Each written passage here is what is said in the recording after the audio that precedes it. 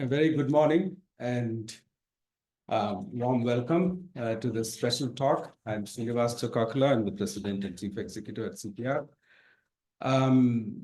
Thank you for joining us today, and thank you all who joined online as well.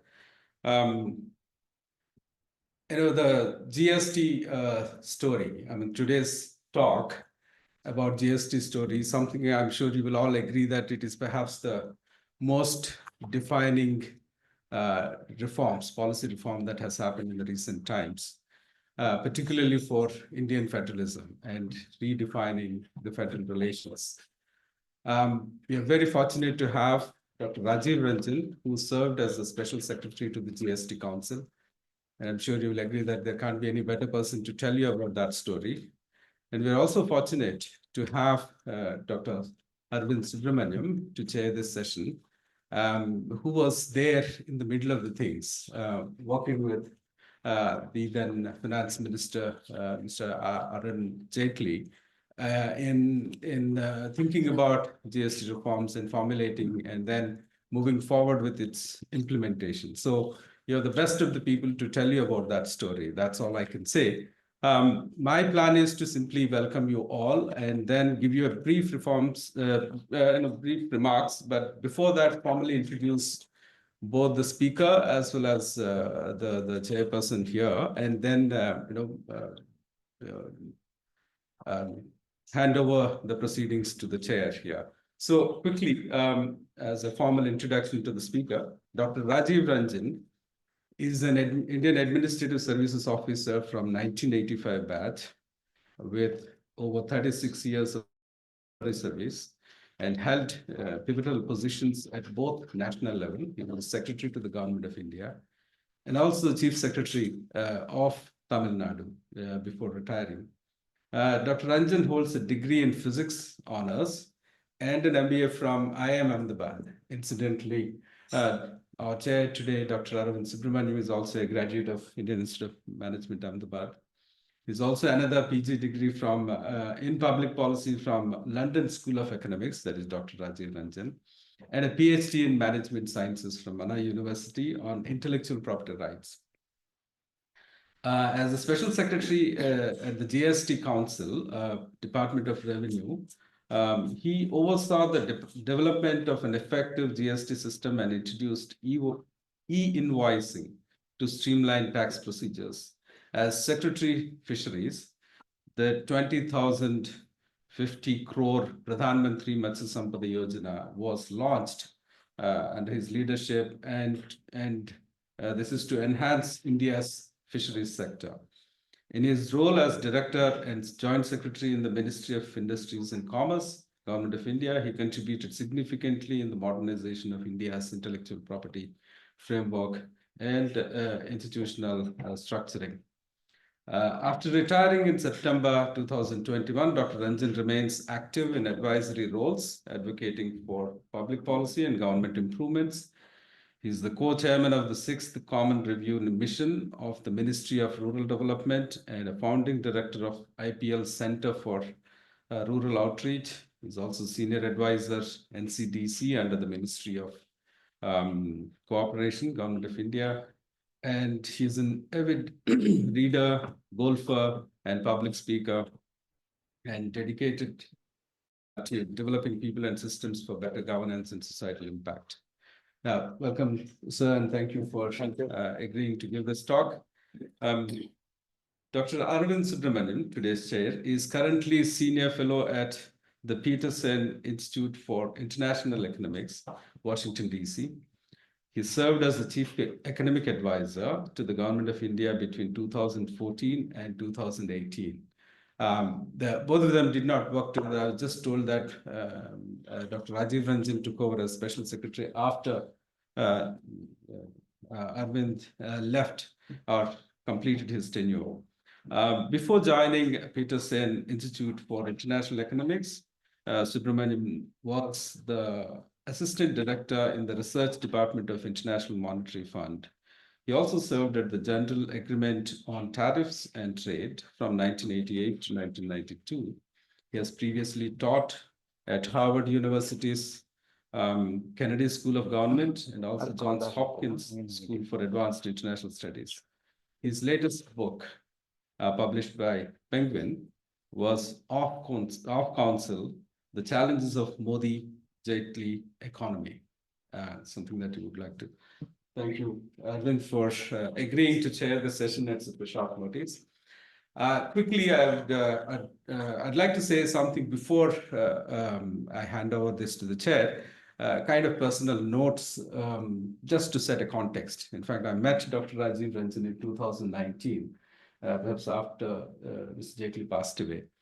That was the time I was a member of drafting committee for national water policy, and some of us advocated for relooking the center-state relations in governing water in India. And we said that there is a need for new federal consensus. And that's when we also said that there is a need for also look at GST Council, the process of formulating or thinking about and conceiving and implementing GST Council as a model for pursuing these reforms in water sector. And a fellow member, Dr. R.C. Panda, who was also an IAS officer of Tamil Nadu CADA, he recommended that I should meet Dr. Rajiv Ranjan. In fact, Dr. Rajiv Ranjan, when I met, the first meeting was really long meeting, and we had exchanged a lot of notes. And then he said, this is something that Mr. Jaitley was also saying, that there is a need for relooking at the seventh schedule of organization of powers, particularly those subjects where state is assumed as well as presumed to have exclusive powers. And one of them happens to be, fisheries, for which he became the secretary afterwards, Department of Fisheries. So someone who is academically inclined, he in fact initiated a process to get a study done to do the documentation of the political and institutional aspects of actually conceptualizing the deliberative forums like GST Council.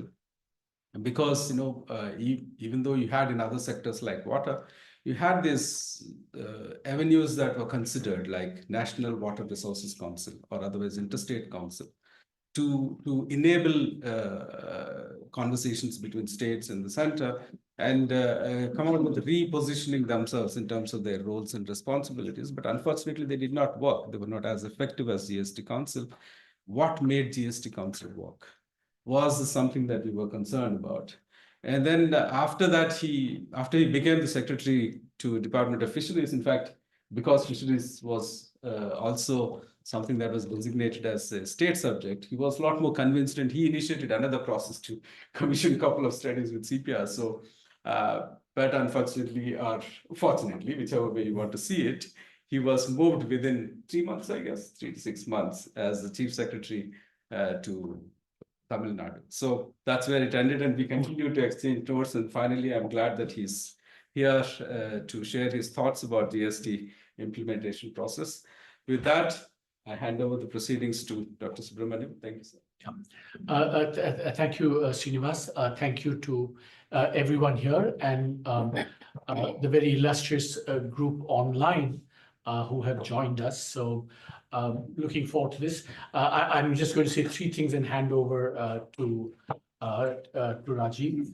One, the GST was arguably one of India's biggest tax reforms, arguably one of the world's biggest public finance reforms, one. Second, it was not just a tax reform, but it was also, as Srinivas said, kind of a major recalibration of cooperative federalism in India. And just, it happened in 2016. And in 2016, Trump came to power in the US on a policy platform of, decoupling, deglobalization, less cooperation. It came after Brexit, which was also about decoupling, deglobalization, and kind of becoming isolationist. And in that sense, when GST happened, it was really a refreshing counterpoint to those developments because, this was a case where quasi-sovereign entities were coming together and voluntarily giving up sovereignty for the larger good. So that's point number 2. And point number 3, I think, the GST, we all have views on how it's turned out. We're going to hear from Rajiv on that. But I think it really did show Indian economic policy making at its best, because it was really the culmination of, decades of incubation, beginning with the great Raja Chilai, Vijay Kelkar, Rundra Raja Raman, so many people contributed to. And really, we did build up a bipartisan, intellectual, and eventually political consensus on this. And so, in that sense, it is really Indian policy making at its finest, so full disclosure, I have a massive vested interest in it succeeding, but whether that will happen or not, Rajiv will tell us a little bit more. Over to you, Rajiv. Thank you for this wonderful opportunity and the very generous introduction. Now I have a set of slides. There are many. So we need to suffer that, go into very quick succession. This is basically, these are all very general things, very well known or talked about from the government's perspective. So, yeah. So I just test it out here. So we have, you don't have to obviously look at each point and get into, that's a very broad idea. This was also prepared because I was not sure of what kind of an audience I have. So some of them, it's better to, go through some very basic things to begin with. The GST, as we all know, looked at one nation, one tax, which is a very big thing in itself, because we keep talking about one nation, but do we have a common market? Do we have one common big market? Is it possible to have a uniform tax? Is it possible that such an idea has succeeded anywhere in the world? So given the complexity of India's very complex federal system and the fragmented polity that we have, such a thing could happen itself is something very, very unique. So that is the GST story that I thought I will get into. Now, there's a long journey. It has taken almost 2 decades of all this. So obviously to say all that in a very short period, it will be very disjointed. And that's why you have to pardon me from leaping from one to another very quickly. So we all know that it's an indirect tax, which we all know is very regressive. So that is another issue, because as we all know, it treats pauper and the prince at the same level. So there is a need for more progressivity, which means that we need to reduce the indirect tax contribution to GDP is one of the larger goals. So we need to look at that, whether it has happened, what kind of a thing is going on. And we all know the multiple tax which were levied by multiple tiers of government, they created a lot of hassles, a lot of problems. What GST has done to it, non-uniformity in legal provision, compliance, they are very, very complex things, a lot of disputes, a lot of hassles. So Indian GST is a very unique model. It has never, this is something which I wanted to, dwell on as we go along. Unification through IGST and GST, the GST Council. Now, this is basically the journey of GST. You don't have to strain too much. We can say it started in, say, 2000, 2002 or 3, when the Kelkar committee, that is where Professor Vijay Kelkar, he can be credited with this, that the first committee under his chairmanship talked about the GST, and then the FRBM committee, that time, that also started, and that is how the GST talk started in the country. And then it has a very long and tortuous, it went through various stages. One of the things which happened in 2009 was the Empowered Committee report of, that was Professor Das Gupta from West Bengal, who was the finance minister there. Under his leadership, this whole thing, and I was involved. One of my thing was that at that time I was serving in Tamil Nadu as the commercial taxes secretary, commercial taxes and revenue and the tax administration secretary. So the states were, on that platform, they had to work together. So this is where we talk about federalism, how the states' voice had to, and the fact that this was done, this is again a very unique thing. Some of you would have been aware how the whole thing started, and the center versus states, whatever the states think. So this empowered committee thing, and I was involved in it at that point of time when I was working in a state level. And Tamil Nadu, as you know, is one of the votaries, very strong votaries for, for the state rights. And that is another big thing when we discuss the federal system. So from then we moved on, and then, as we all know, when 2014, the government came in, and then they pushed for the GST to be taken in, and the finance minister, Mr. Jaitley, to him, we should give him the full credit as one single person who could make it happen. And he obviously, that is what had the full blessings of and the main principal actors. And we have, fortunately, Dr. Subramaniam, who was there with him at that point of time. And it's a very good way of seeing, despite the issues which the states were having, to get them on board. And many of the states, as we all know, and we have gone through the system, how much of bickering, how much of problems were there. So despite, 2009-10, the story happened, but all this lapsed in the parliament. Again, it was revived in 14. So finally in 16, on 1st July 2017, when it was launched, all that is something which, time permitting, we can get into it. Objectives of GST being a good and simple tax. Now, that is a very big thing in itself. That is it a good and simple tax? And that is something which we need to go into a little more detail.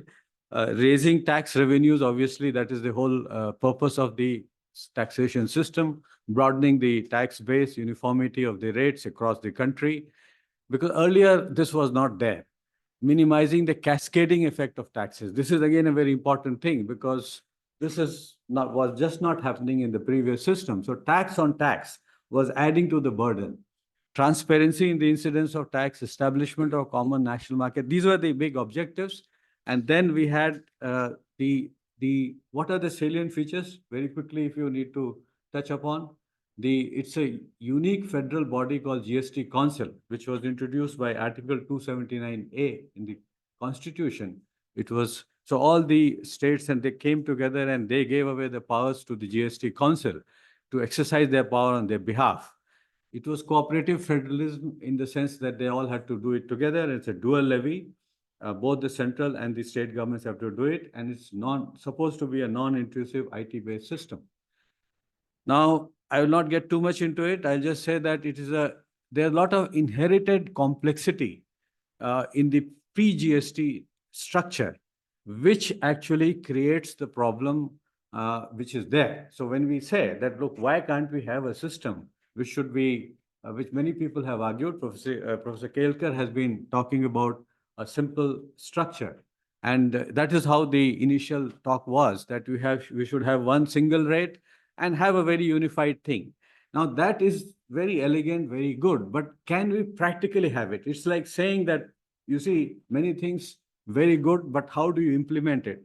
You cannot implement it unless you have everybody together on the same platform. And nobody wants to give away any of his so-called privileges. So while the goal seems very good, but in actual practice, that is where we realize that as practitioners of all this in the public policy space, how difficult it is to forge a consensus. And especially when it comes to taxation, where, as you all know, that giving away taxation rights is the most important thing in terms of giving away power. So this was the basic problem. So this is a very big, broad idea to understand, that we all say that, look, why is it so complex? It is because it inherited a system which was 10 times more complex. So we cannot in one go, in a given practical situation, have a system, because the kind of disruptions which will happen, some people will benefit, some people will be affected, but nobody has the thing to say that, all right, we will wait and hope on a single day. So these are the practical ways. That is why I thought I'll mention this. Then there's a free flow of goods, no checks. This is another big thing which we should understand. You see, those of us who have gone through the earlier system, checkposts, you see fragmentation everywhere. You need to have, all the businesses had to have a different, in each state, they will have a stockist, they will have a warehouse. So it was very, very bad. And it was a system which was very, very fragmented, fractured. Markets were very fractured. So GST unified it. For example, if something had to move from Delhi to Chennai, you had to cross 10 checkposts because five states boundaries had to be crossed. And on each boundary, there'll be one checkpost from the previous one and one getting to the new one. So 10 checkposts. Imagine how much time and harassment, and there's a whole cost associated to it, which all of us as consumers had to pay. So this is one thing which you should appreciate. And this is something which obviously we are not talking about the kind of corruption, the kind of, all these issues where, so no checkposts, no physical barriers is a very, very big thing. And given that it happened in India, which was, because in India, as you know, there are different levels of, people are at different levels of entitlement of resources. Many of them are not IT savvy. Many of them have not seen a computer. So can you think of such a situation in that itself is a big thing. Now, now feedback-based taxation policy design, that is a big thing in itself, that lot of changes happened as we went along. So this was not that as if it is done and there was no feedback taken. This is a very big thing in itself. Tax credit system is there, streamlining imports, exports, one authority, one administration, restriction on input tax credit. These were things which were done, and I'll not get into too much of it.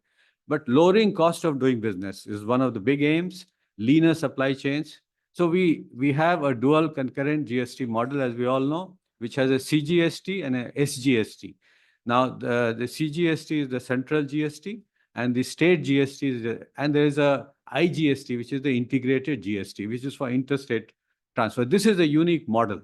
This has been selected out of the 12 models which the GST Council looked at.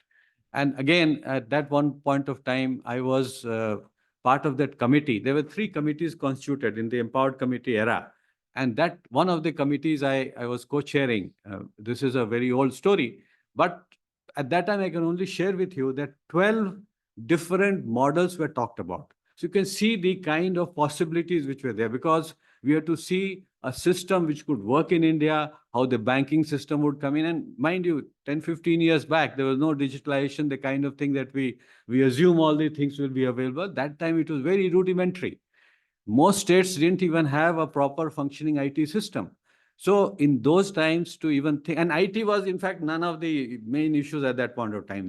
Nobody had even thought that IT is important for this. In fact, that also I wanted to mention to you how it all came, and then it became a very central way of looking at it. So this is how this is again trying to explain this, but I'll skip it. These are the features of Constitutional Amendment Act, that some of the things have been excluded.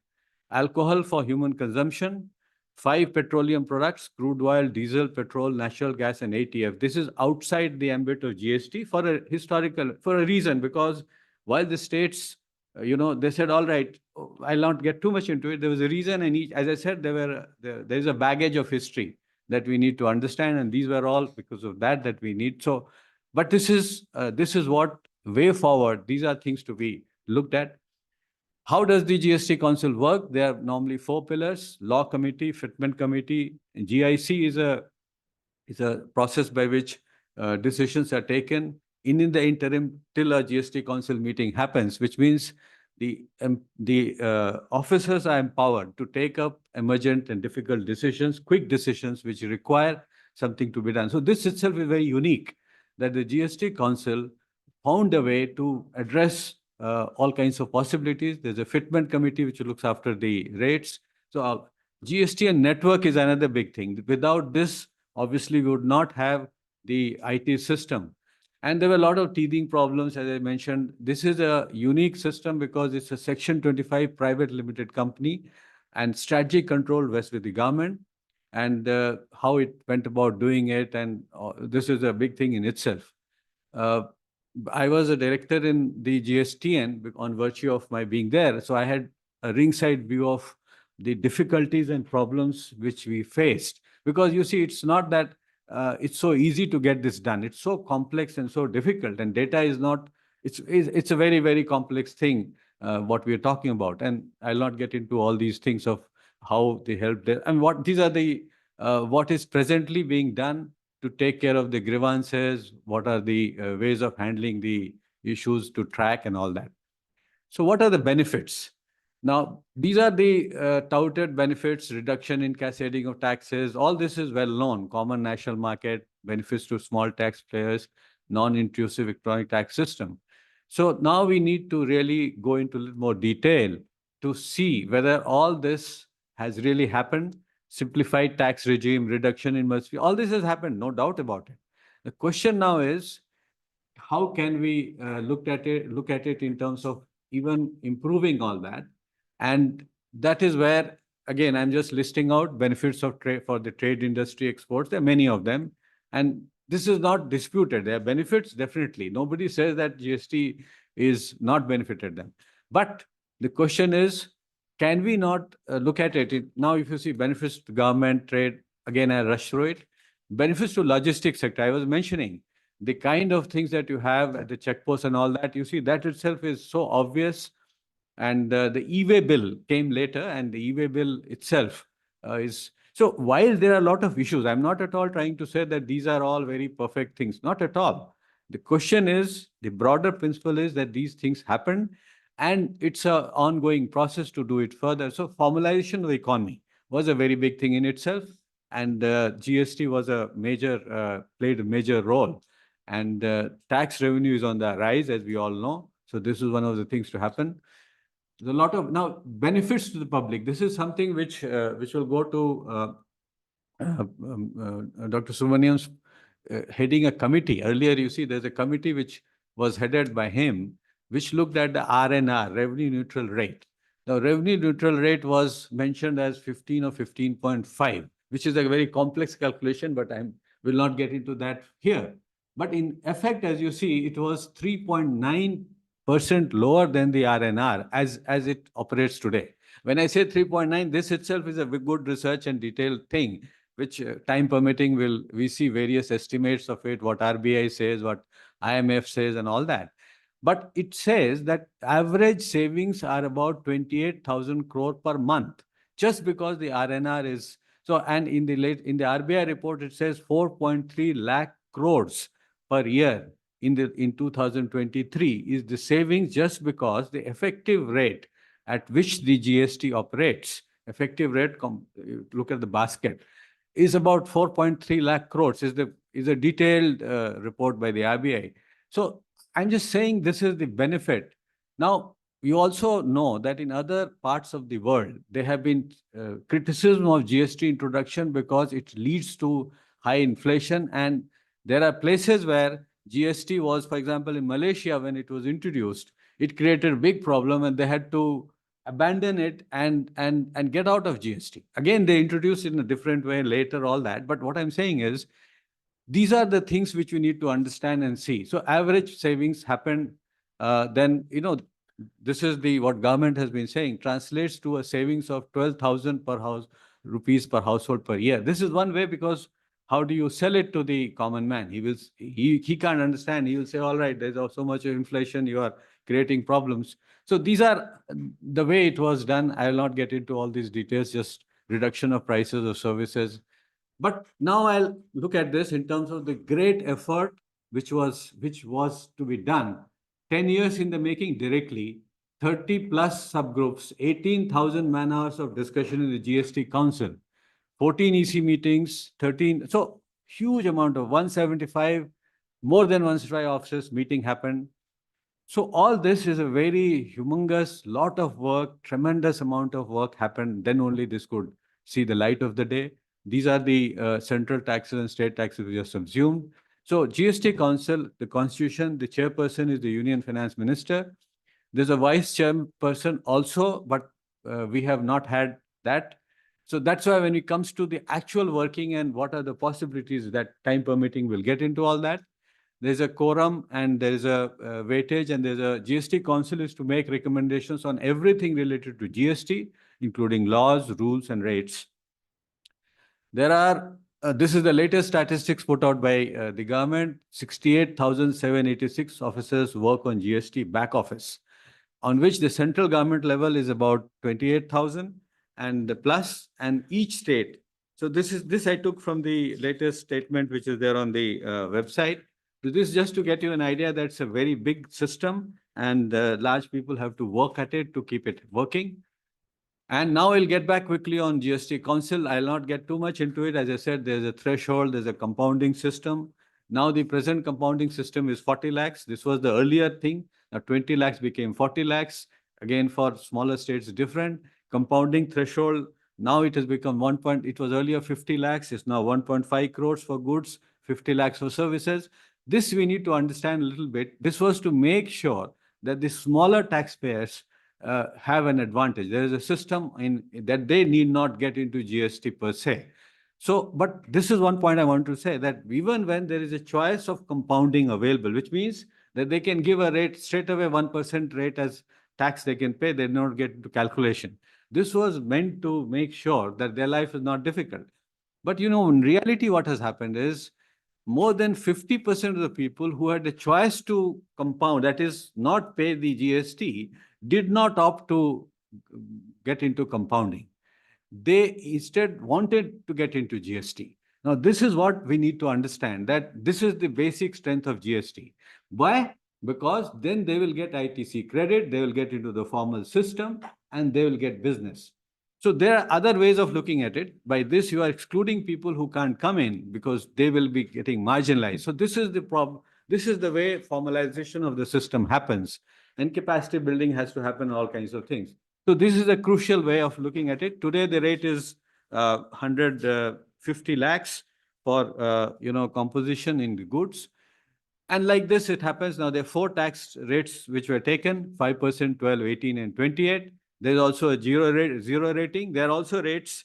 There's a 0.25% on diamonds. There is a rate on gold and silver. So there is a little complex in terms of all kinds of things. But as I said, precious metals and all that have to be dealt separately. So it's and like that, there are many, many things which went on. To single interface, all administrative control. This was a big issue in terms of nobody, as I said, wants to lose control, whichever tax administration, whether there's a political class or whether it is the tax administration itself. So the state tax administration did not want to let go of the taxpayers who were there under their control.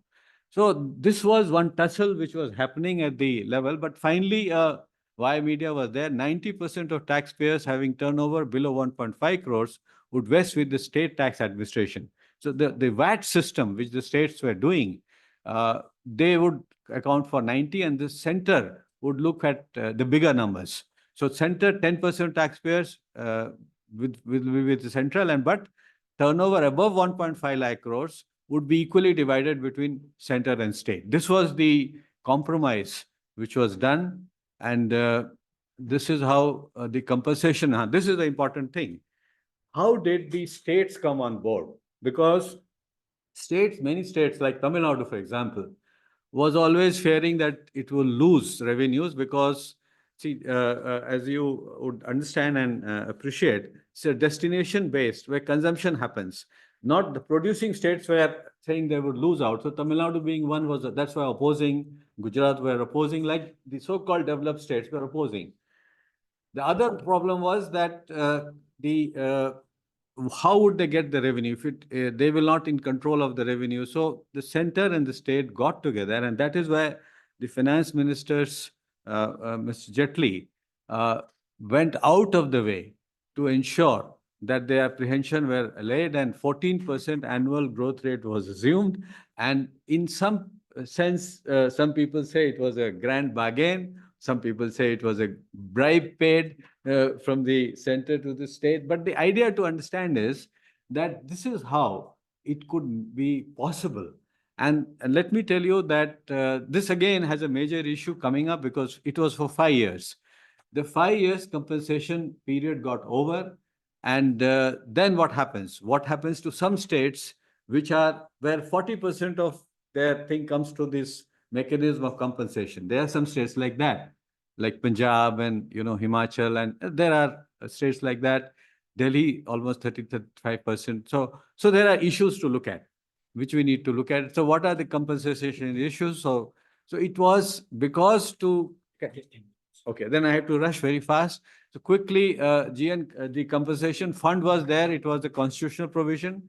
Main features, I will not get into it. There's a lot of GST Act itself was the CBIC role, which were there, I will just move. These are the rates. Now, became a big issue, saying that should you not have one rate and one, rate where a maximum rate of for sin goods and base rates. So there are a lot of discussion in it, and time permitting, we'll maybe look at it. So presently, as I said, 5, 12, 18, and 28. Then fitment, this is an ongoing issue. In fact, the next meeting of the GST Council, which is supposed to be in December, the 55th meeting, possibility of this rate fitment and all that issues are there. So this is an ongoing issue which we need to understand. E-invoicing was a very major step in itself. I was at that time in the GST Council when this issue was done. Again, the point was whether e-invoicing India is ready. We were not, but then it was introduced for bigger ones, and then gradually it was brought down to smaller ones. And from B to B, then B to C, all kinds of things were there. Exempted, there were some exempted sectors, auto population of GST. See, these are things which were happened to make MSMEs come on board, like the composition scheme. What was there quarterly? There was a QRMP scheme, quarterly return, monthly payment. That means you only file quarterly returns, not monthly returns, but payment you need to do monthly. So like that, these are the things which happened. So I'll just skip it. Now come back to challenges. Challenges in GST implementation, there are many. Technological hurdles, complex return filing processes. I'll just not dwell into it too much. Huge compliance costs because of the lot of complexity involved, multiple tax labs, transition issues, training and education. But these are numbers which we need to understand a little bit. Now we are looking at 1.48 crores registered taxpayer. And when GST was started, it was only 45 lakhs, 42 or 43 lakhs. So 1 crore extra numbers of new registered taxpayers over the last 7 years have happened. This itself shows, in one way, I would say, When is this? this is as on end of August. It says end of August. So these were the last numbers which were put in the public in the GST website. So I took that number only for that. So the point I'm making is that 1 crore extra from 42 lakhs, now 1.48 crores numbers. So this GST number. This is the total number of taxpayers which have come in. And if you see the complexity of how many numbers are filed and all that is huge. That is itself is a major thing in itself. Active taxpayers, if you see, these are the normal tax, various types, composition, input, tax. So we'll not get too much into it. These numbers are state-wise. So if you want to have a state-wide discussion, this shows the graph of returns filed. See, that means compliance, that returns are, earlier many people were not filing in time. Now that also has improved drastically in time, filing in time. Invoice count, numbers are very huge. I mean, these numbers are so large that normally you can't comprehend these numbers. And definitely looking 10 years back, this could not be even thought of. Payment system, if you see the graphs, they're all going fine. GST trend, this is something which I thought quickly I will tell you. During the time when I was there, getting 1 lakh crore per month was a dream. In the sense, we were very happy when 1 lakh was reached. So when 1 lakh was reached in that time, we almost celebrated that. Look, that time itself, the talk was that no, the moment, and there were reasons. I'll explain to you that it's not just money. That time, deliberately, the idea was not to have any enforcement because they should not revolt and feel, oh, what. So slowly, the idea was by design, 2-3 years, there were no enforcement at all. And so which means some evasion will happen, but people will because, it's so easy to explain. But how do you explain it to people at large? It's a big issue. So finally, but you see, today we are now, if you look at these numbers, this is explained. These are yearly numbers. So today, you see the bottom one, from 0.94 lakhs per month in the 4th year. Now, last year, for example, it was average was 1.68 lakh crores per month. So you can see the very, and despite COVID, all that I will not factor in. This is the idea of looking at it in terms of, this thing. Now, this is I just thought I'll mention, there's a Deloitte survey which gives now the enhanced positive sentiment on GST, 84% people. I mean, okay, you can say that these are all corporates, they will like it, but the point is that we need to look at it and see how many people, what are the key structural recommendations, what is way forward. So this is, I just thought I will mentioning it, but so these are all ways to say, and enforcement measures to curb fraud is happening. Now I'll come and stop it here last 5 minutes, which is more central. The GST and cooperative federalism, which is the main theme which we wanted to talk. Now, as I said, this was a very important thing. First time this kind of federal structure, in the federal structure, GST Council was created. So council itself is a very unique thing. And we all know that there's a finance commission which is mandated by the constitution to give this. So other than that, what are the such systems? There's a Niti Aayog. So Niti Aayog, Finance Commission, and GST Council. These are the three institutions, and then we need to look at it in the modern federal system. What is their role? How it is changed? So each one, I will not get into too much at it. 101st Amendment created it, and with this, the what are the principles and how it all actually happened? Now, harmonization, common definition, all these, what was supposed to do that, I'll get leaving it. These are the articles are there. These are the articles. Will not have time to get into each of them. Challenges to fiscal federalism. Now, what is it? Reduce financial transfer to the states, disproportionate growth between union governments and state governments' revenue. This is because primarily, as you all know, some of the cesses, the cess comes to the central government alone. And the cess is now, there's a lot of reliance on using cess.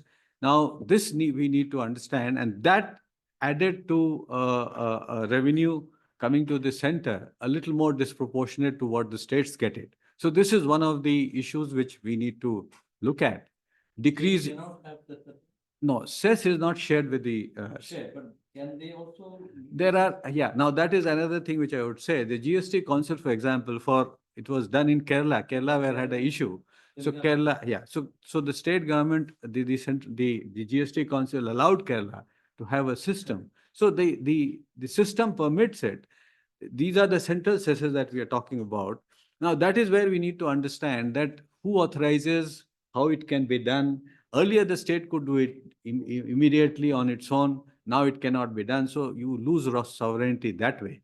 So these are, we need to discuss it a little more detail. Then now conditional transfers increase. So there are implementation issues with GST. So there are challenges like rate rationalization, fake invoicing, compliance, tax evasion, how to look at it. So the way forward, and I'll stop here, this is the last slide.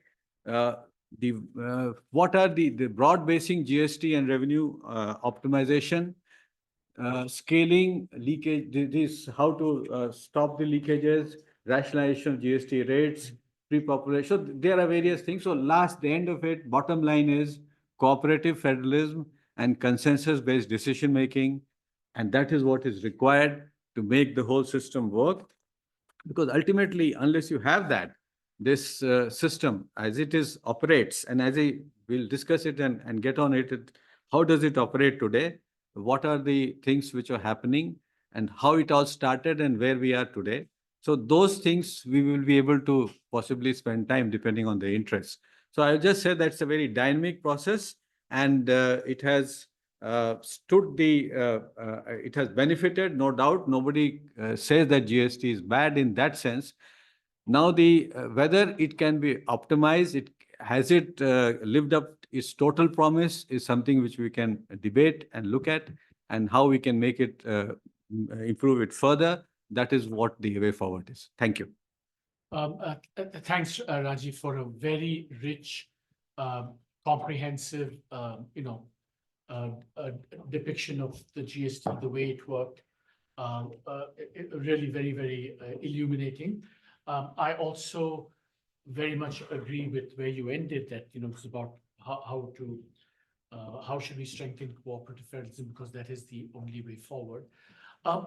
I'm going to abuse my privilege here, and just to kind of supplement your excellent presentation by showing you some numbers.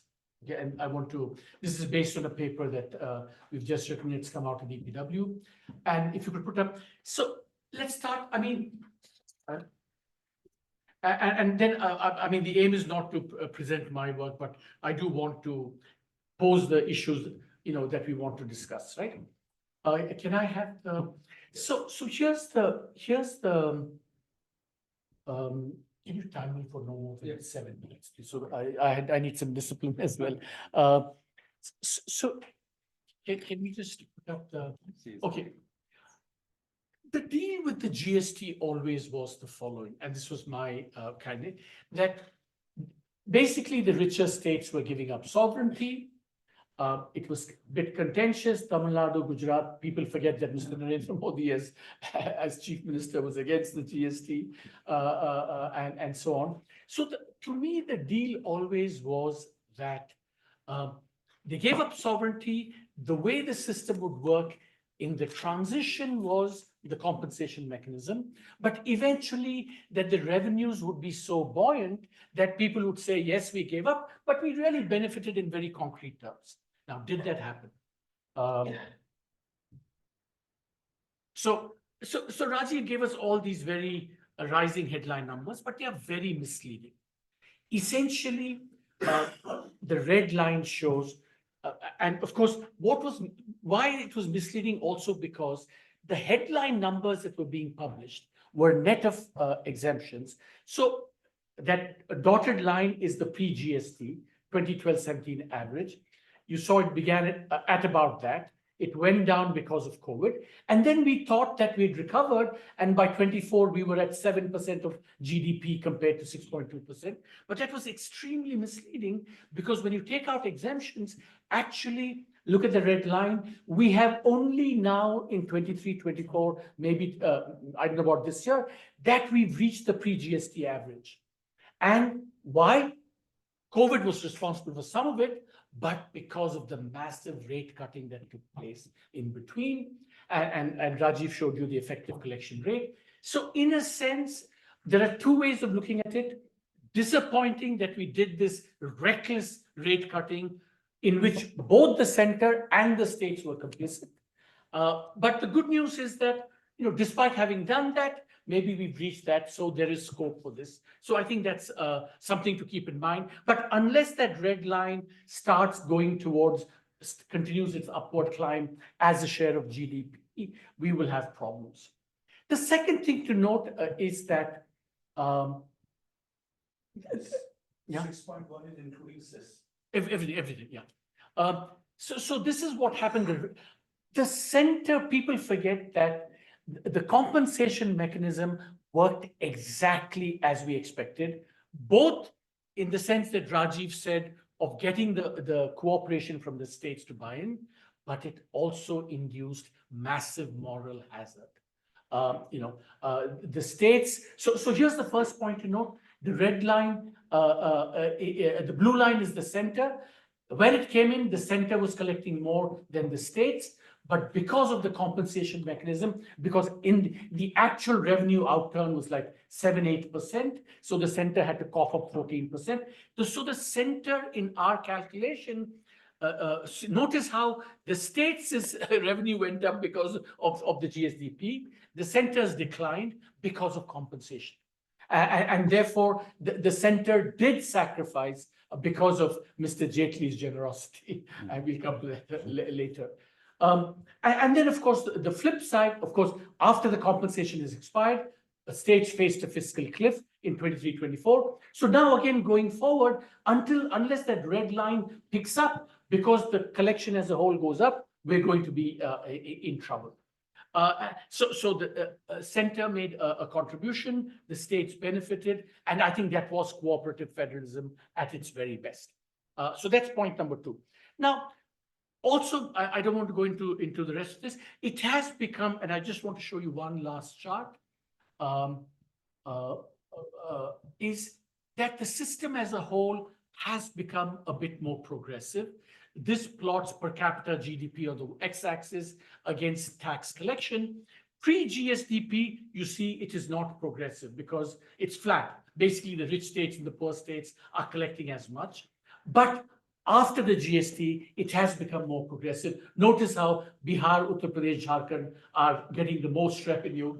This is post-compensation. It has become, and it's become progressive because of the IGST. So in that sense, moving from a production tax to a consumption tax has benefited. It's worked out exactly the way it is.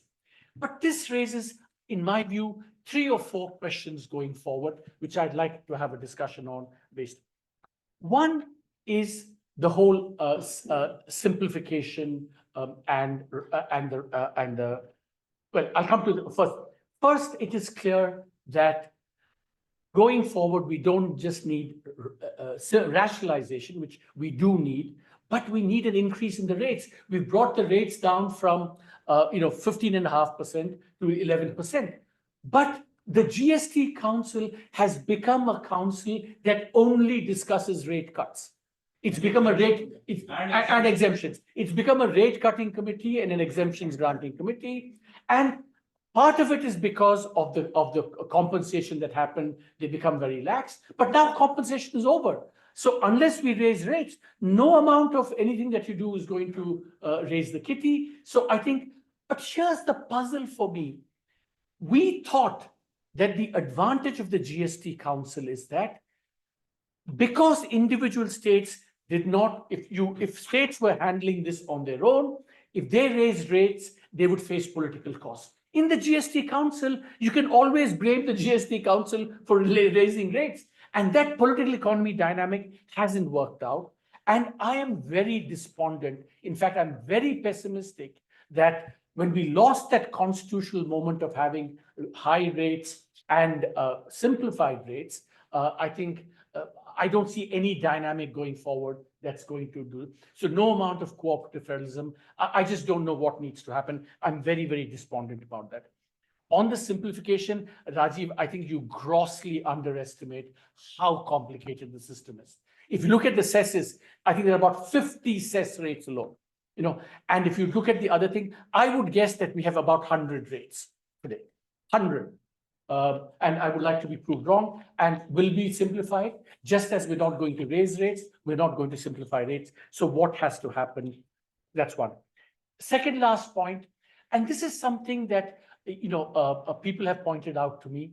Something about the GST has encouraged excessive tax demands. I think the Indian system, 2 more minutes. The Indian system, tax terrorism, excessive demands was always a feature, but under the GST, it seems to have gone up. And I don't understand this fully, but I think something like because the GST gives more data, people think that, governments think that they have greater legitimacy because somehow they have more data and, they say, oh, there's more evasion. And this tax terrorism that the GST has introduced is something that we have to be, we really have to focus on. The last point, I think, is where he ended, cooperative federalism. I think the GST, discussions in the GST have been, and we can't ignore the elephant in the room, have been happening against the broader context of what, broader, center-state relations under this government. I think we can't get over that. Will we get more cooperation? Cooperation. The point is that unless the broader environment climate improves, I do think, therefore, that many of the southern states, and I kind of work with some of them, they're going to be completely, I think, persist in their demands that, this is not a fair system. I mean, one minor last point is that I also think that some of this, grievances, these anxieties, also comes from the fact that the center has been somewhat, not responsive in making the data more publicly available to the states, sharing the states.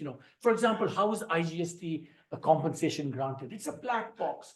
So some of these grievances are also due to as much to not knowing as opposed to some actual sense that they're being cheated or whatever. So, going forward, I'm very pessimistic. I think unless revenues go up, that will only add to my pessimism about the GST.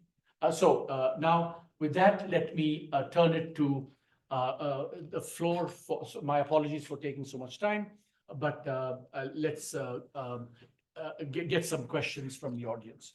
Please, I think you can put up your hand or on if you're online, and I will call your name and ask you to unmute and ask your question. And please, I know I've abused my privilege, but you cannot abuse your privilege. You have to ask questions, not give commentary on the GST. I mean, Rajiv has given us an excellent exposition. I've been a bit of a bad guy by abusing my privilege, but please, floor is open. Yes, Surabhi first, and then your names. Okay, Surabhi first. Yeah, go ahead. Survey, one moment. So, sir, I just wanted to understand that the compensation cess is now coming to an end, and there's, discussions on what should come after the cess. And the indication is that they would like to continue with this, some kind of a tax on these goods. So just wanted your thoughts on, whether you think that the compensation cess regime should end and not be replaced by any other tax, or what should be the way forward? Let's take 2, 3 questions, and then so the gentleman here, Utej? Yeah, okay, please. So given that indirect taxes are generally regressive and also the poor quality of expenditure in India, why do we want to push to increase the indirect tax collection? And why don't we focus on other kind of taxes when we are doing this? Okay. And any systematic study on the impact of GST on the bottom 20% quintile of businesses is the other question. Arvind? Yeah. I'll make a brief point on the compensation. Compensation was designed to be allowed for 5 years, first 5 years. And there was very clearly specified when we were doing the work in 2009 that post the first 5 years, we expect some states to continue to lose revenue because it's a structural issues. Because you're shifting from origin base to destination base. The producer states could lose more than the average loss that we had factored in the, and it has happened. Yeah. And some of the states, Punjab, Karnataka, Tamil Nadu, Gujarat, all of them are losing, and they are right at the bottom. And as Arvind said, that consuming states are right at the top. So going forward, the only solution to this, because you can't have a compensation mechanism. It is for the Finance Commission now to step in and take cognizance of that and moderate the formula that they have for devolution, because they have to tinker that per capita GDP, whatever they use that, to provide for this origin to destination shift so that there's more equity in terms of yield. It cannot be anymore through a compensation mechanism. It is out of the scope of the GST Council, because whatever rate adjustments you do, even if you factor in as part of the rate, that is something which you'd still end up losing. I mean, so rate adjustments will not address that problem of the structural problem. It has to go to the Finance Commission. And I'm told that there is a reaction within the Finance Commission that no, this is a GST Council matter. No, this is not a GST Council matter. This was flagged in the 13th Finance Commission earlier also. We had said that. I would like you to, Rajiv, I have also strong views, but first, you're the speaker. What to do about the compensation cess, the incidence of this on the bottom? Okay. And what should we do? And Arvind has expressed his views on the compensation. Yeah, just to, make the point that cess, as we all know, was a transitory phenomenon. Because you can't get addicted to something and then make it just cannot happen. We also should understand that if you see the numbers, the center had to 7.1 lakh crores. I have the numbers here, which I saw. 7.1 lakh crores was the outgo from the center, that is the kitty to be paid to the state. And the compensation cess mechanism as collected based on the revenue was only 2 odd crores, lakh crores. So there was a gap. Now this gap is something which is what Dr. Soniam pointed out, that you see, where do you get the money from? So somebody has to see, we also should understand that it's a state versus center, but ultimately in the name, somebody has to be compensated. So there was a gap, because the gap also came because there were not so much of buoyancy, and what they had predicted could not come through. So there is a issue now. Now what had happened was, because of this gap, what they decided was that the cess would continue beyond that first 5 years, and next 5 years also. So that will also end in 2026. Now, what happens after 2026? You cannot keep on asking that, look, we'll have to do it, because there has to be some way out. And that is why we need to look at, and as Mr. Modi pointed out, that how do we look at it? And Finance Commission, I was again at that time in GST Council, when the combined meeting, the only time the GST Council and the Finance Commission had a combined meeting. That was in the 37th, that is our 37th finance, that is GST Council meeting, was in Goa. And one day before, that was a 2-day. So one day before, one day full was given to the Finance Commission in September 2019. And the entire Finance Commission had gone. And then they made a very detailed presentation. Mr. N.K. Singh, who was the chairman, made a very detailed presentation to all the issues. And now that time, why the Finance Commission and the GST Council? The point was this exactly, that whose role is it? And ultimately it is both. Both have a way to say, and if they work together, otherwise each one will put the other, we have an issue. So they try to first figure out at that point of time, this again, that time, there were many, many issues. See, we have come in the last few years, more clarity has happened, more data has come, and more analysis has happened. So at that point of time, we are still toying with the idea, what is this, what are the issues? So point I'm making is that they worked at it and tried to get data into how the system, and the Finance Commission also commissioned studies to look at what are the effective rates, what are the things which are not what we are discussing. But the point is that we need to find a solution. The solution has to come out, as pointed out by Mr. Modi very correctly, that the new Finance Commission dispensation has to look at this reality and work at it. And the point which Dr. Subramanian was mentioning, that the GST Council has degenerated, is the word to put it, because that is what populism comes in. And everybody wants to, say that, all right. So because it is, again, everybody knows who's saying what. So though there has a protective, it is, they know who's opposing what. Now, there was a salutary provision earlier that everything will happen by consensus. This is something which was not laid down in the Constitution, anything. But because of the dynamics of the situation, and to have a moral, the good way of getting everybody together, even the most smallest things could be sorted out. But it was, and that is where we have to give credit to Mr. Jaitley, that he ensured at huge cost. I must say that we sometimes used to feel, why are we prolonging on a small thing so much time? But that was to build confidence, because that in the room, there were some people who thought that they were not getting their voice heard. And they thought, in the perception, people will think, though they are representing a small state, they are not important. But the point was made that no, everybody counts. So this was very good. Now that dynamism happened for a long, long time. See, till now also, every decision in the GST Council has been by consensus, but for one.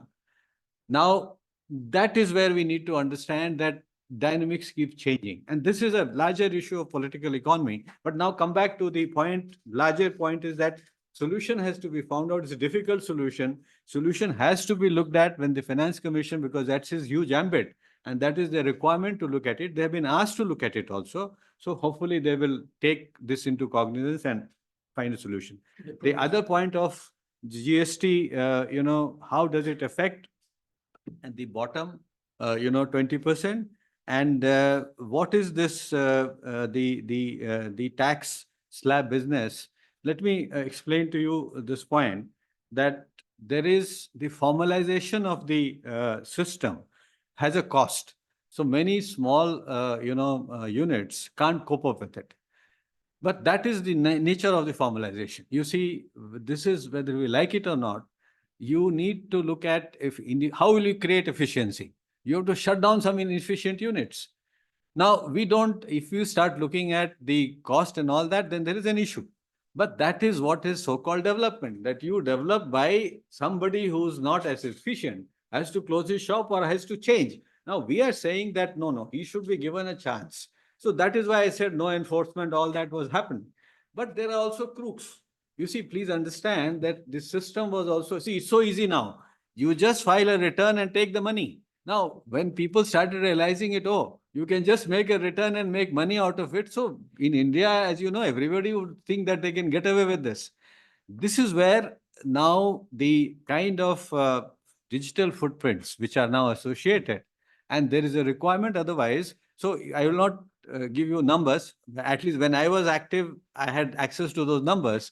Some of them are very frightening, the kind of misuse the system used to have. Because, it's so easy to get money. Just you declare and get away, and then you start chasing those fellows. They would close their shop and run away. So those are the kind of practical issues which the system faces. So that is why one more thing which we feel, the dreaded tax administration, the point which was made is, why do you find so much of tax terrorism is a very, see, the point is that if somebody is misusing a system wantonly, and it's a criminal act because somebody is paying for that. All of us are paying for that. So how do you ensure that? So fortunately, what had happened was, with better tax details, what has happened is nudge units and all kinds of things have happened. So now there is see, if you remember, there was a thing of faceless administration, tax administration. So we were at it, trying to get into that level. So basically the idea was that we should now only look at, not try to, I'm not talking about practically what happens. I'm saying what is the design principle and how it was supposed to be done. That you need to segment the data and figure out, and then go after those people who are deliberately, trying to do it. So the bottom 20%, to answer you, if they are genuine, they have enough time and, resources are provided for them to become formalized. But if they are not, then they have to be, as you said. Again, मेरी औकात ये to disagree with the tax experts, but I am going to disagree both with you and Arvind Modi on the compensation cess. Where I completely agree with you is that it was transition and it was meant to be removed and whatever. Going forward, my own view is that it should not be renewed, there we agree completely. But because a compensation induced moral hazard, right? Now, if you then say that the Finance Commission should make some provision for this, i.e. some structural whatever to compensate for that, that's also a form of moral hazard. The solution to this has to be that rates go up, revenues go up, and the need for compensation diminishes. So asking the Finance Commission to do this is you're kind of giving into moral hazard, because you're saying we will not raise taxes from within the system and then we'll make these adjustments. And it is in fact, therefore, will be a tax. See, okay, now look at it this way. You say Finance Commission. There are two ways in which you can do it. It can say either the vertical devolution goes up, in which case the center bears the brunt, or you do a formula so that it gets a readjustment of the horizontal devolution. But then it penalizes some of at some states, because horizontal devolution is zero-sum game. So the first best solution to this has to be to raise rates back so that the revenue kitty goes up and the need for compensation comes down. So that's point number one. Arvind, I'll give you a chance to come back. I think the question on progressive was also, what is the incidence on different classes of consumers, not just on the small and medium enterprises, right? If that's your question.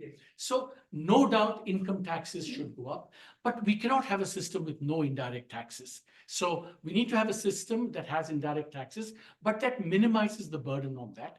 And there I think you should keep two things in mind. One, are we more regressive or not relative to what preceded the GST? Before you condemn the GST, you have to make that comparison. Second is, it is precisely because of that the Arvind Modi, Vijay Kelkar, very compelling plea for a uniform rate, we had to little bit make adjustments and compromises to actually minimize them. That's why you don't have 15 for all, but 6, 7, 8% at the bottom, and 25, 30%, 20, or in this case, 28% at the top. So that's how we have to. Arvind, before you come back, this gentleman Harsh Kumar from the audience, please unmute yourself and ask your question, please. I think we will unmute.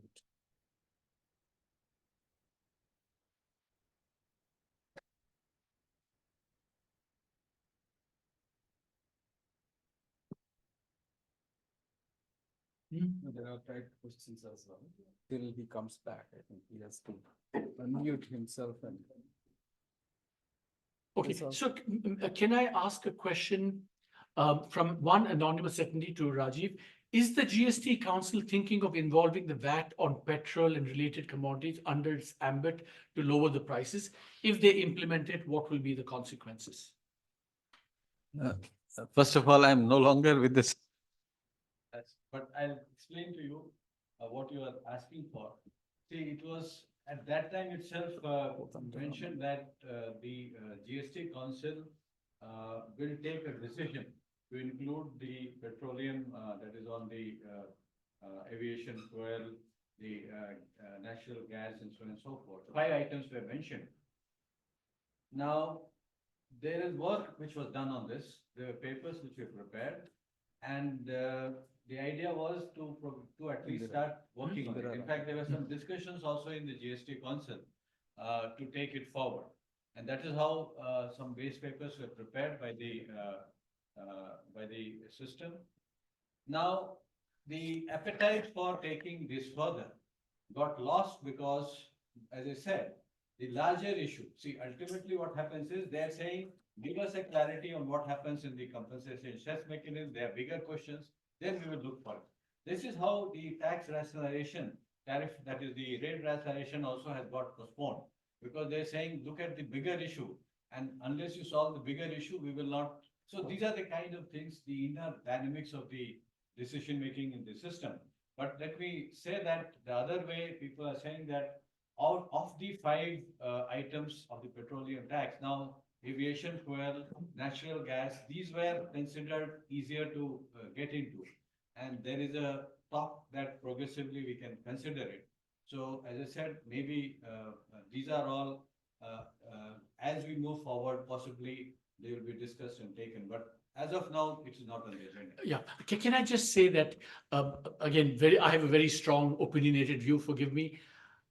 Unless we sort out the trust deficit, etc., in the GST Council, we should not be thinking of, states will not actually, we should not do it, and the states will not be willing to do it, because they said we've given up our sovereignty already, look at what's happened to us, and then you want us to give up more sovereignty by bringing in VAT. So I don't think it's politically feasible or desirable at this stage to do that.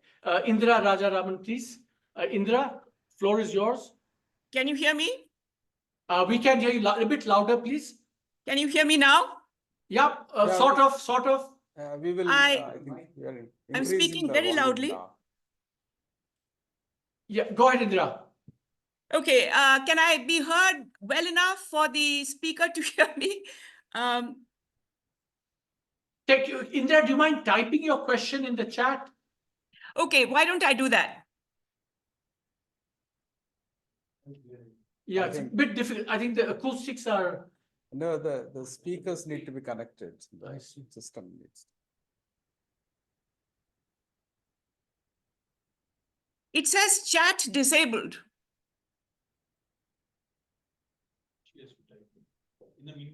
In the meanwhile. That we've done this session, we've done this, okay. This also be probably question, same question. So while we're waiting, Arvind, why don't you respond to the compensation cess?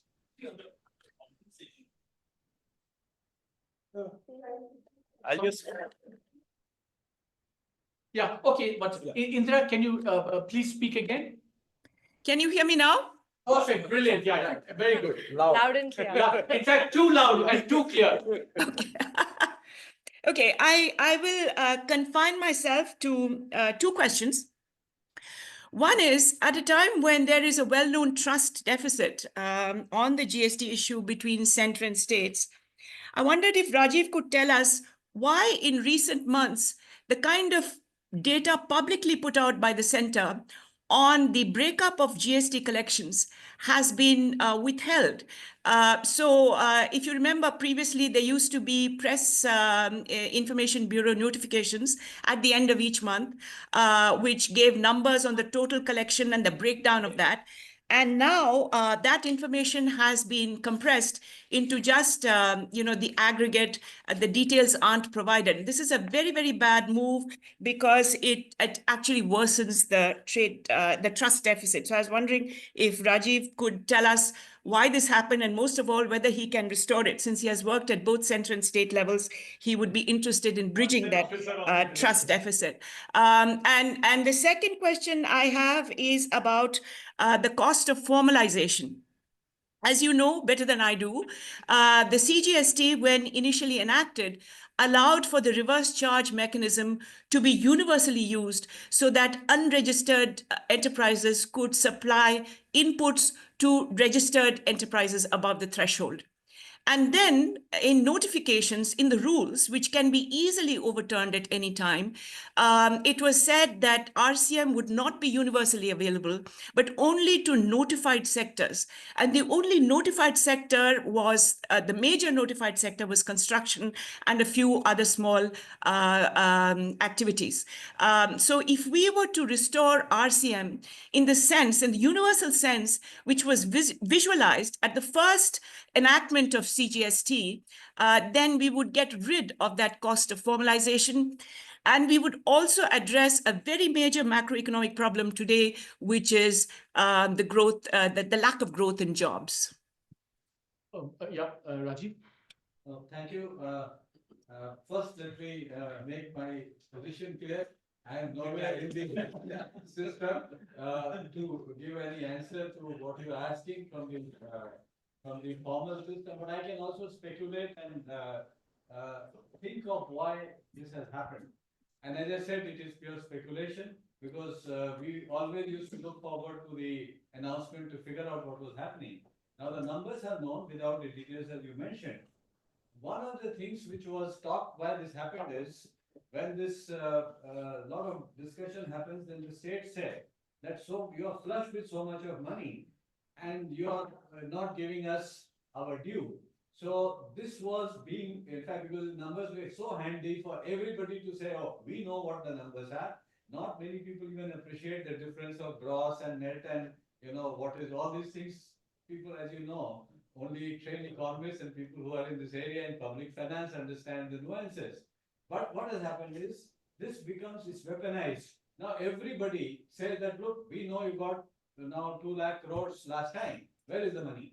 Now, this kind of a thing, I'm not, first of all, I have no brief to say that, I'm just making a point that sometimes the numbers, and because we have seen in this forum, everybody has a voice to speak. When their turn comes, they may be very ill-informed, but they have a voice, so they will say, and that's recorded. And as I said, that sometimes the damage is done because of that, because then it adds to, you can't clarify, because if you try to clarify too much, they are saying that, okay, you are trying to teach us, we know more because we see we are facing public and all kinds of things.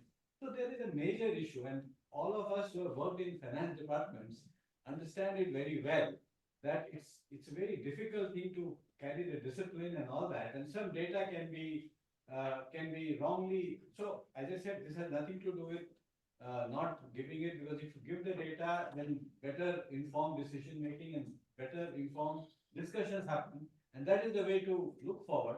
But I guess that is one of the points which were talked by some people behind the possible move that happened. But as I said, I am in no position to give any formal view. What's her second question on the? The second question is the RCM point of view. Again, as I said, that's a very good point that you made. And the point is the design of the system and to the actual use of the system, the gap is where the problem lies. And RCM, I'll give you an example. Take the real estate sector. The real estate sector is very important for formalization. But we also know, if you look at data from the real estate sector, it is also one of the most evasion prone, and it's very difficult to look at it. Now, some of the data actually, I was at that point of time in the system. And there was a discussion, and if you recall, the idea was to reduce the rates, and rates were reduced substantively from 12% to 5%, and from 8% to 1% for the EWS segment. And this happened with some calculation, and those calculations I can share with you.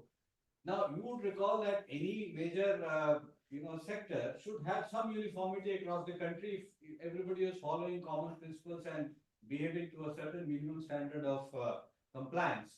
But the data which came to us was so strikingly different. That means in this country itself, there is a huge variation regionally. So we were first of all not sure. We thought that, okay, there's some problem with the data. It cannot be so much different. Then after a lot of details, we figured out that there is something rampant, this is how the practice in that region is. And they said, we have been doing it all along. What is right and wrong is not what the point is. So, as I said, that the reform process is a very difficult process. And we saw that, and then we realized that these things, RCM and all that, were also brought in because the smaller ones cannot give it. So on behalf of the smaller, unorganized, informal sector, the formal sector pays it and takes it back, but there is a issue into that. So I agree entirely with the point that it should be done across the board, but practically doing it has issues based on the current evasion patterns and the way it can be handled in a way without leaking or without giving room for more leakage of revenue. Indra, on the first point about the data, as you know, I am a big thorn in the flesh of the government on all kinds of data issues. And you also know that my first chart, which showed that because we didn't have data on exemptions easily, we thought we were doing very well. And that was really very damaging to, had we known we were not doing well, I think we may not have cut rates to the extent that we did. So your point is very well taken.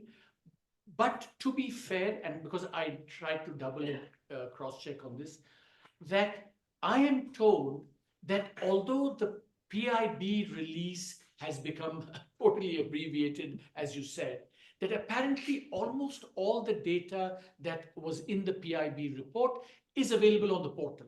So if you go to the portal, you will get all that data. But for some inexplicable reason, they've decided to make the release much more abbreviated. So Harsh Kumar, please unmute yourself and ask your question.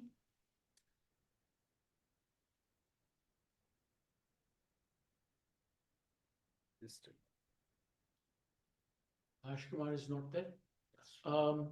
Yes, please, please. First.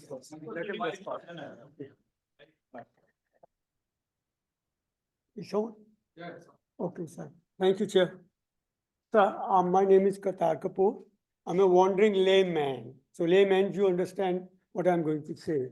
To start with, sir, Indian GST is unique system, and I add design and technique applied. It's a unique, nothing against that. Now further it says, it helps in controlling black money. Please note that. Does it?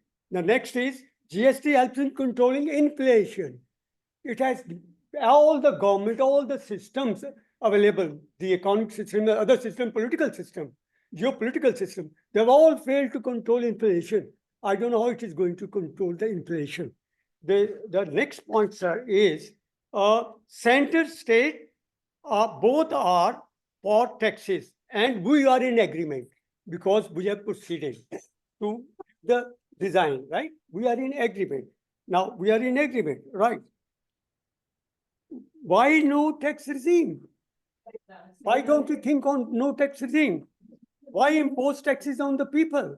No, why I said that? Why I said that? The question, why you say that? Now, please forgive me. Please. Okay. I'll take only a minute. Finish, sir.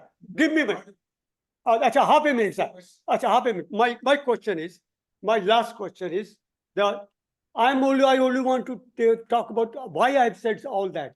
I am concerned with the spending. You have collected the taxes, right? The ex-PM, I'm not naming, has once said all the money collected and spent in the public It's released for the public, only 17% goes to the people and 83% is lost in the way, right? Now there is freebies and there are so many things are happening.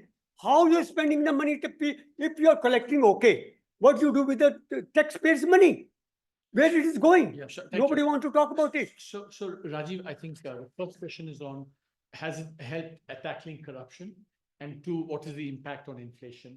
And the broader third question, maybe we can, if we have time for it, but at least on inflation and corruption. This is, thank you for, mentioning, because as I said, this is the common response of many people. They're saying, why should you tax at all? Why should the government be even taxing, as you said very correctly, that you are not in a position to explain everything? Can you explain to everybody, every single individual, at whatever levels they are, everything? So this is where the major challenge of communication is. That what happens to the money, who is employing it, who has the decision to do something about it. Now, coming back to concrete terms, has it tackled inflation? Now, you see, as I said, inflation and growth and development are big issues. Why inflation happens, we can't, look at it very. As I said, that GST rates came down. You see, from 14, 15, 15, whatever the average mentioned. Actually speaking, it was 11.5. So your tax rates, actually you are paying taxes much lower than what we were paying earlier. So to that extent, there is a relief for everybody. So please understand that relief. That's why I am giving those numbers, and if time permitting, they were very detailed statements. So actually speaking, because of GST, I won't say because of GST, the whole system, and then people will say, then how are you still getting more rates? This is where the formalization of the economy is happening. Now, as I said, 1 crore extra people have started coming in paying taxes.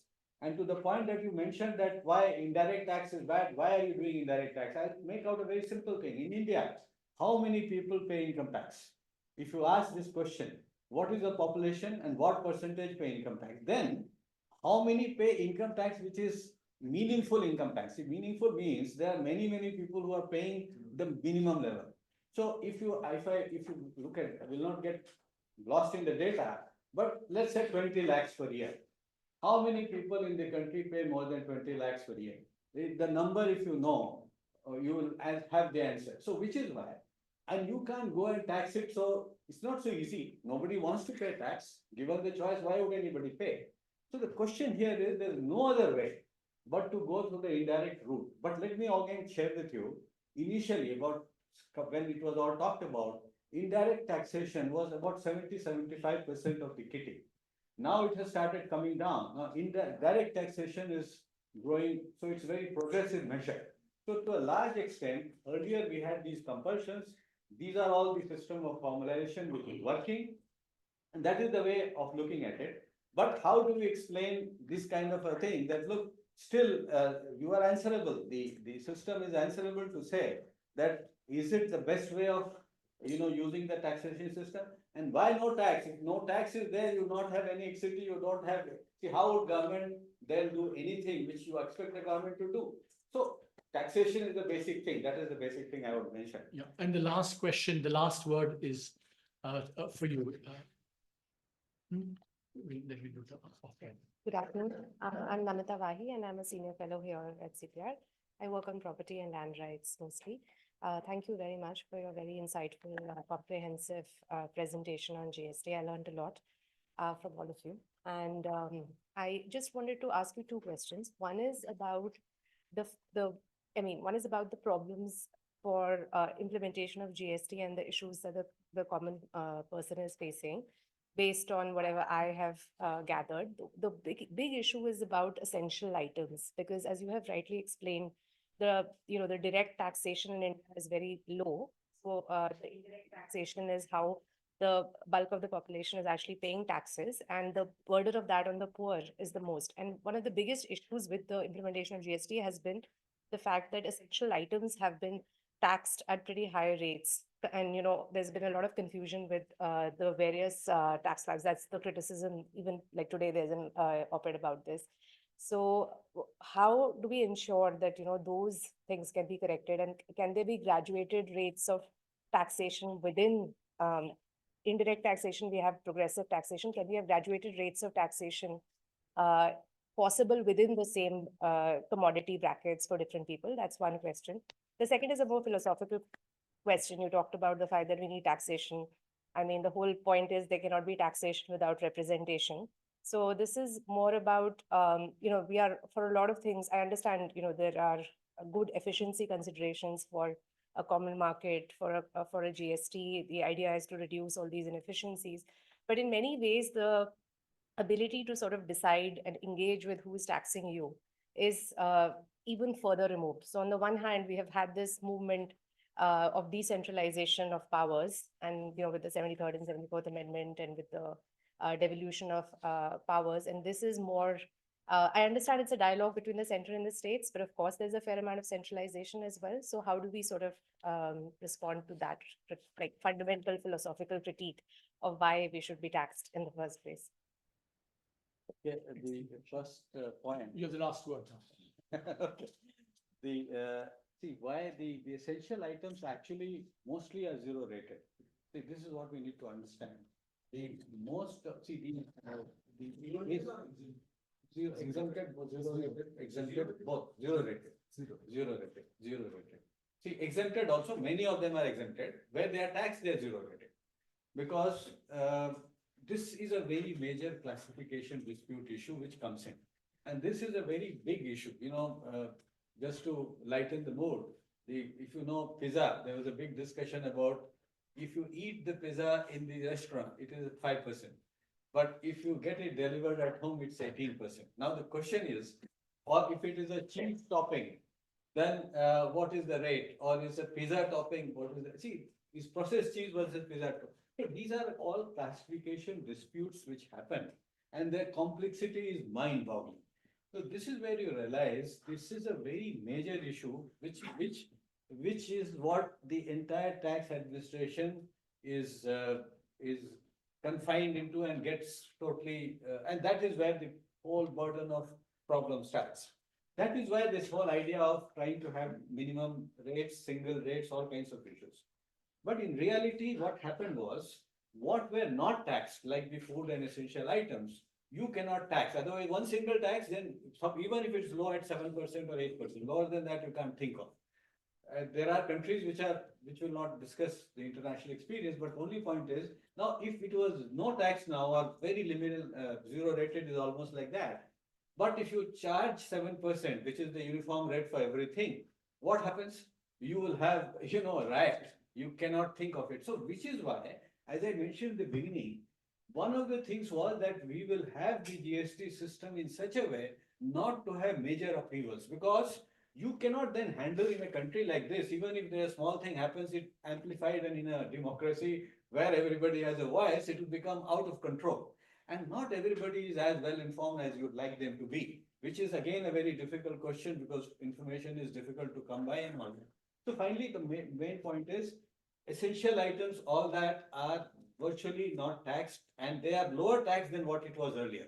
This is the main point we need to understand. The question is about classification of what all comes under essential items. As I said, that we will get into a little more detailed discussion, because what is essential for somebody is not, see, these are again big issues. But in general, what is common parlance, what is essential items for all that were virtually not taxed, and no tax. See, no system would like to even get it and get a bad name. So this whole system is also very populist, because it is accessible, everybody knows about it.